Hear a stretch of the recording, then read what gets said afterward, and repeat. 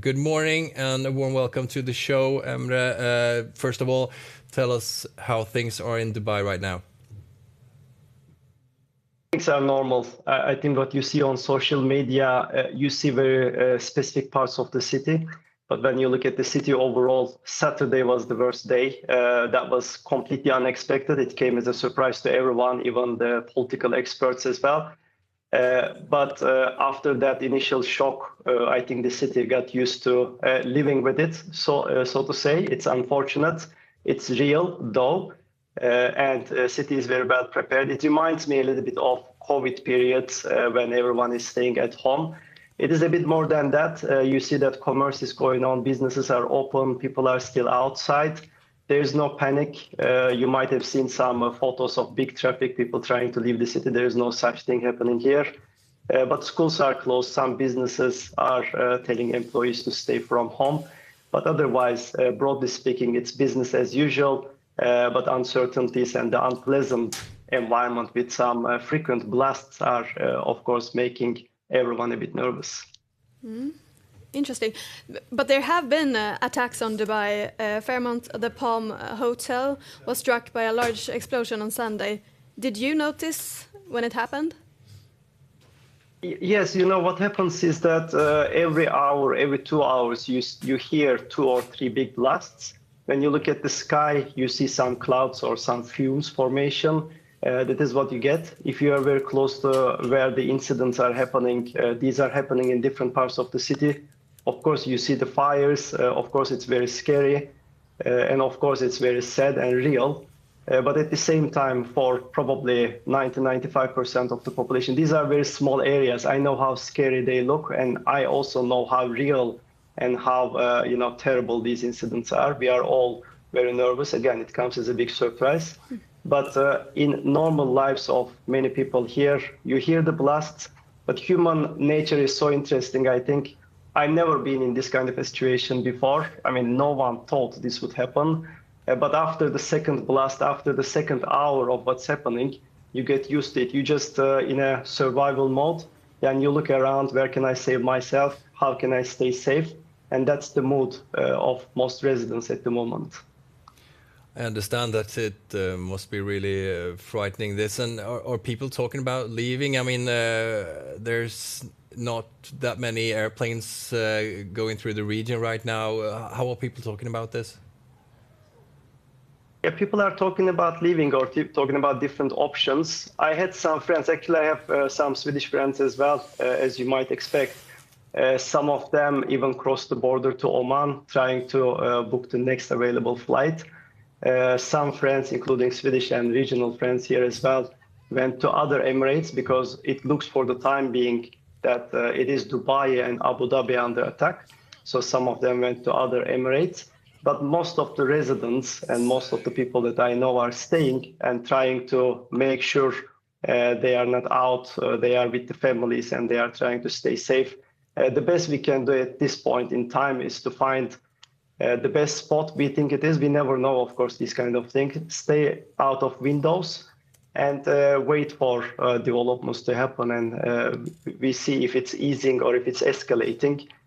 Flights are open. Today, I also heard about another friend booking a flight to Copenhagen. So some of these flights are now continuing. But in the bigger scope of things, most of the residents are here. So what effect do you think this will have on Dubai as a business hub in this region? So one thing that happened, so I would like to say everything is business as usual. It's all good. But one thing that happened is that Dubai's image as the one of safest cities, or some people were calling it the safest city on earth, this is shaken up a little bit. That's understandable. It is not due to Dubai, but it's an external threat. But one way or another, this will be shaken up. I wouldn't expect many people leaving, Dubai, many people moving out of Dubai. But we also know that so many people moved to Dubai in the recent years. So that might change. That will slow down most likely, because I can imagine seeing all these footages and having a different image of the city now. And during my time over the last 10 years, population increased from 2.7 million to 4 million. That's a 50% increase. That's a massive increase. So many people were moving to Dubai. I think that will slow down, but it will remain as the business hub of the region. These things will pass. We have seen so many different crises, and crisis management of the city and of the overall government is quite strong. I mean, we experienced during COVID, during floodings, during different experiences.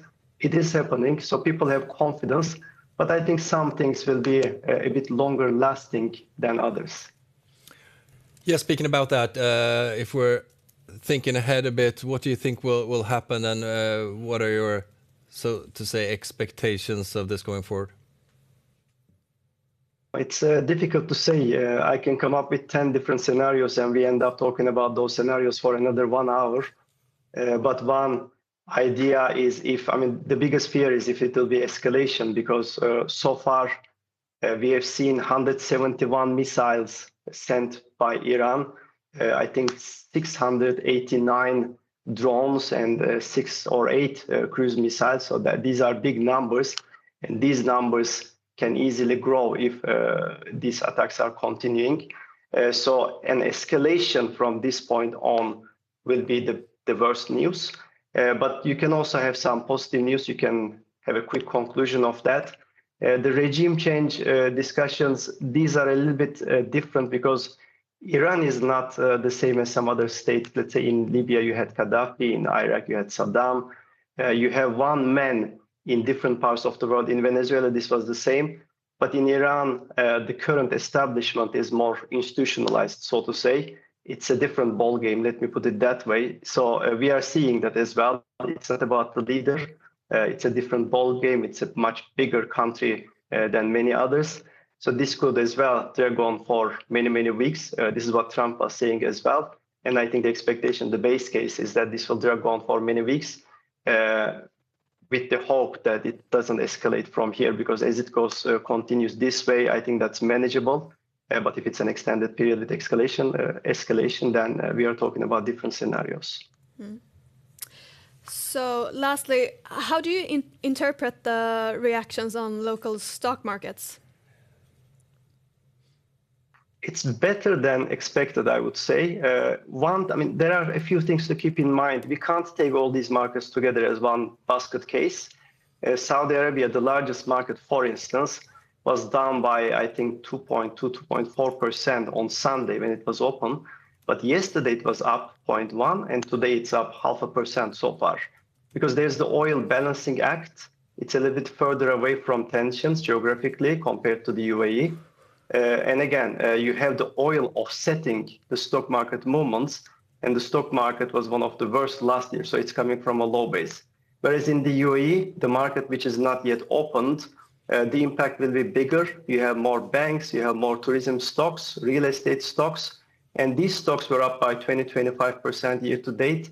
So it wouldn't be a surprise to see a larger negative reaction in the UAE when it's opening. And indeed, yesterday, the UAE ETF that's trading in the US was down by 5%.